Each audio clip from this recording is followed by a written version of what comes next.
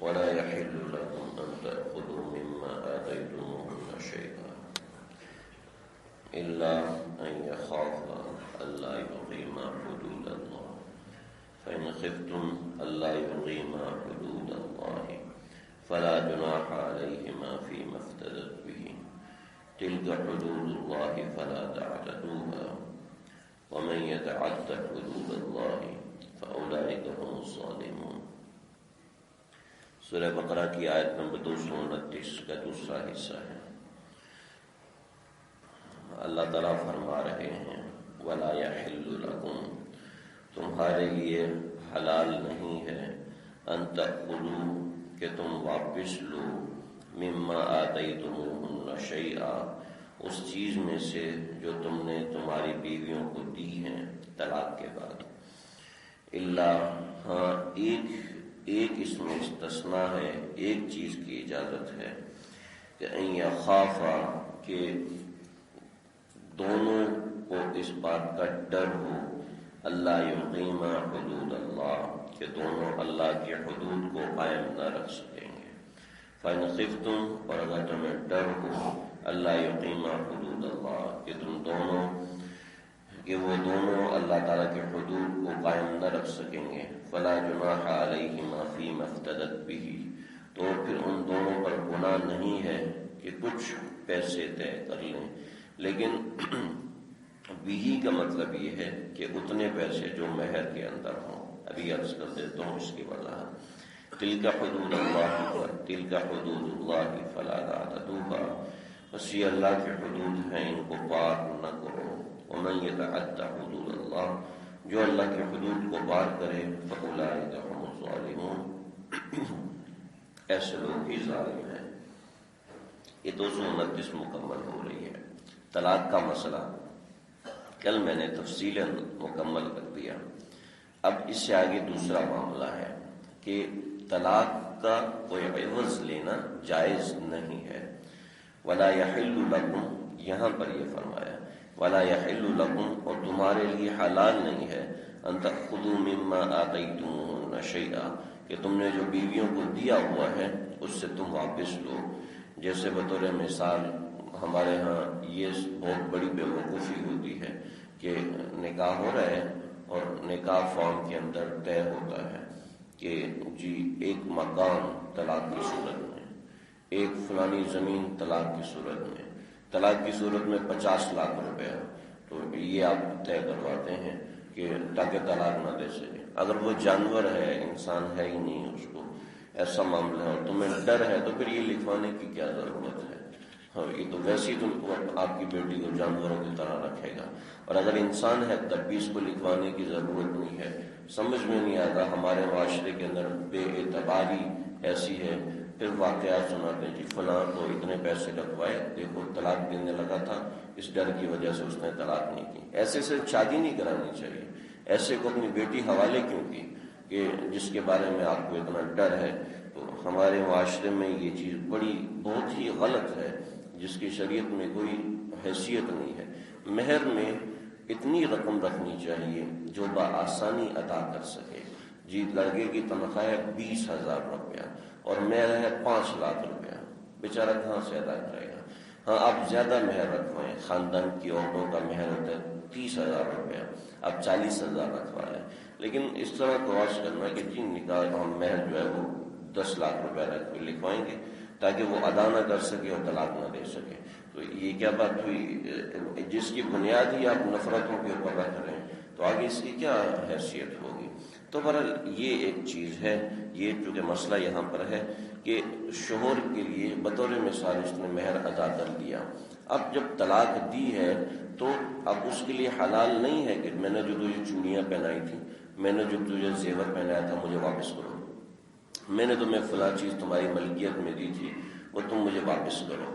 تو یہ اس صورت میں اللہ تعالیٰ فرما رہے ہیں یہ کرنا حلال نہیں ہے۔ تصریح باحسان کا مطلب یہ ہے کہ جو اس کے پاس ہے اس سے کچھ جو دو کپڑے دے کے، 3 کپڑے دے کے، 1 کپڑا دے کے اس کو آپ فارغ کریں۔ یہ نہیں ہے ولا یحل لکم، تمہارے لیے جائز نہیں ہے کہ ان تأخذوا مما آتیتموہن شیئا۔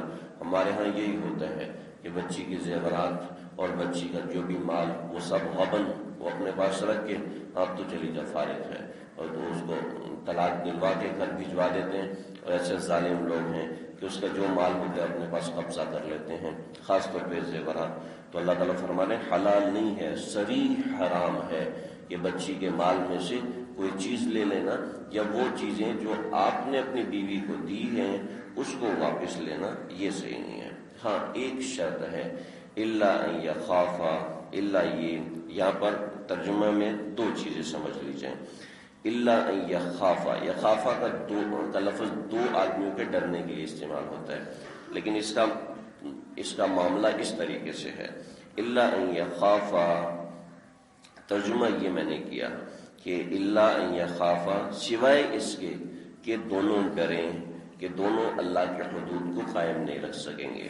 اور اس کا ترجمہ معاملہ اس طریقے سے ہوگا ترجمے کے حساب سے، الا ان یخافا، الا یہ کہ بیوی ڈرے کہ ان یقیما حدود اللہ، کہ وہ اللہ کے حدود کو قائم نہیں رکھ سکے گی. پہلی بات یعنی کہ شوہر کے حقوق ادا نہیں کر سکتی، جو شوہر کے حقوق اس قسم میں واجب ہیں وہ ادا نہیں کر سکتی، تو بیوی یہ ڈر رہی ہے. الا ان یخافا، اور شوہر کو بھی اس کا ڈر ہو. تو عام طور پہ یہ معاملہ ایسے ہے کہ پہلے بیوی کو ڈر ہو پھر شوہر کو. معاملہ ایسے ہے. خلا کا معاملہ ایسے ہوتا ہے، یہاں پر جو معاملہ ہے یہ خلا کا ہے کہ بیوی کو ڈر ہے کہ وہ شوہر کے حقوق ادا نہیں کر سکتی، اور شوہر کو بھی اس چیز کا ڈر ہے. تو لیکن شوہر طلاق نہیں دینا چاہتا کسی بھی وجہ سے. بطور مثال مہر کی رقم ایسی تھی کہ وہ ادا نہیں کر سکا، حالانکہ ادا کر دینی چاہیے، بطور مثال عرض کر رہا ہوں، وہ ادا نہیں کر سکا. یا غریب آدمی تھا لیکن مہر کی رقم اس نے جمع کی اور جمع کر کے ادا کی، تو اب وہ چاہتا ہے کہ میں طلاق نہیں دوں گا. یہ اس قسم کی غلط قسم کی شرائط ہمارے ہاں لگا دیتے ہیں. تو اب اس کے لیے جائز ہے کہ وہ یہ کہہ دے کہ ٹھیک ہے یہ جو چیزیں ہیں میں آپ کو ادا کر چکا ہوں، یہ مجھے واپس کر دو. مہر کی صورت میں جو چیزیں ہیں وہ میں ادا کر چکا ہوں، وہ مجھے واپس کر دو. یا بیوی یہ کہے کہ جو چیزیں آپ نے مجھے دی میں آپ کو واپس کر دیتی ہوں، آپ اس کے عوض میں مجھے خلا دے دو، اس کے عوض میں مجھے فارغ کر دو. تو یہاں پر اس چیز کی گنجائش ہے. تو شریعت میں اس چیز کا نام ہوتا ہے خلا.